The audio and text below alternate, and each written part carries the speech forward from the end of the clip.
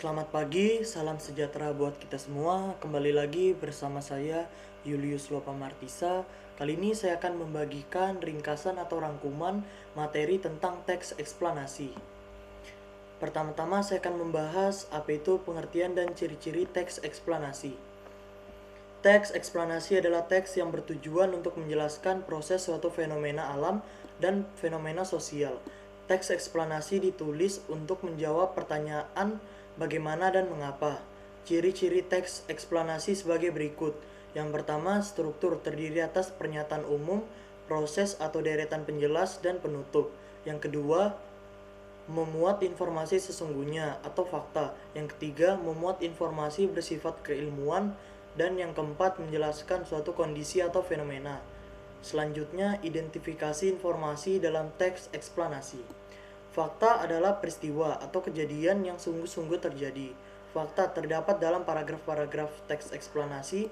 Paragraf eksplanasi dikembangkan berdasarkan gagasan utama atau ide pokok. Gagasan utama adalah gagasan yang dijadikan dasar dalam mengembangkan kalimat. Gagasan utama terdapat pada kalimat utama. Tujuan teks eksplanasi adalah untuk menjelaskan proses terciptanya sesuatu yang terjadi secara alamiah atau proses bekerjanya fenomena alam maupun sosial. Selanjutnya, konstruksi informasi teks eksplanasi. Teks eksplanasi diawali dengan pendahuluan yang berisi pernyataan umum, kemudian pernyataan umum tersebut dijelaskan oleh beberapa deretan penjelas. Beberapa penjelasan tersebut kadang disimpulkan dalam bagian penutup. Abstraksi merupakan penyajian singkat mengenai isi teks secara jelas dan akurat.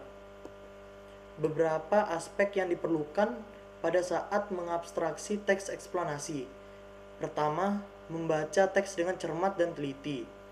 Yang kedua, mencatat gagasan-gagasan penting yang tersirat dalam teks. Yang ketiga, menyusun dan mengembangkan intisari teks berdasarkan gagasan-gagasan penting dengan bahasa Anda sendiri. Selanjutnya itu analisis struktur dan kebahasaan. Struktur teks eksplanasi yaitu pertama ada pernyataan umum. Berisi penjelasan awal tentang latar belakang, keadaan umum, ataupun definisi suatu peristiwa atau fenomena dan pengalaman yang terjadi. Yang kedua, deretan penjelas. Berisi paparan rangkaian peristiwa atau kejadian atau urutan mengapa suatu fenomena terjadi atau bisa juga berisi urutan bagaimana peristiwa tersebut terjadi. Dan yang ketiga, interpretasi. Merupakan penafsiran, pemaknaan, atau penyimpulan yang berupa pendapat penulis atas sesuatu yang telah dijelaskan dalam teks tersebut. Kaidah kebahasaan teks eksplanasi yaitu pertama ada kopula. Kata ini digunakan untuk menjelaskan definisi kata, istilah, atau konsep yang berkaitan dengan fenomena. Yang kedua, kata kerja aktif. Kata ini kerap digunakan pada bagian deretan penjelas sebab bertujuan menjelaskan sebab dan proses, sehingga subjek dalam kurung fenomena berperan sebagai tujuan dari suatu perbuatan atau peristiwa tertentu. Yang ketiga, konjungsi. Konjungsi yang digunakan menjelaskan hubungan sebab akibat dan hubungan kronologi terjadinya suatu fenomena. Keempat, keterangan waktu. Kata ini digunakan untuk menjelaskan waktu terjadinya suatu fenomena. Dan yang kelima, istilah ilmiah. Istilah ilmiah yang sesuai konteks kerap digunakan untuk memperjelas definisi hubungan sebab akibat ataupun kronologi terjadinya suatu fenomena. Yang terakhir, produksi teks eksplanasi. Pola pengembangan dalam teks eksplanasi ada dua, yaitu pertama, pola pengembangan sebab akibat, yaitu teks yang disusun berdasarkan hubungan sebab akibat yang menjelaskan mengapa atau bagaimana suatu peristiwa atau fenomena itu terjadi. Dan yang kedua, pola pengembangan proses. Teks eksplanasi yang disusun berdasarkan urutan waktu yang menjelaskan suatu proses terjadinya fenomena atau bagaimana urutan kejadian suatu peristiwa.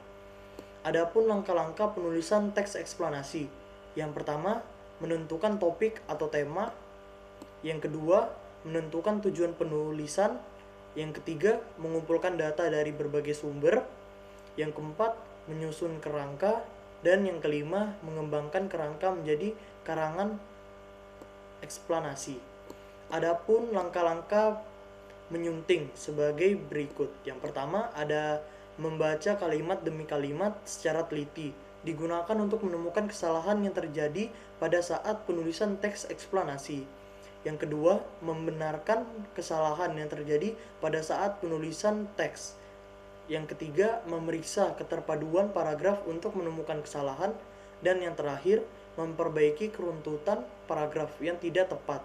Dapat dilakukan dengan cara membuang kalimat yang tidak padu, menempatkan paragraf pada urutan yang tepat, atau menambahkan paragraf yang runtut.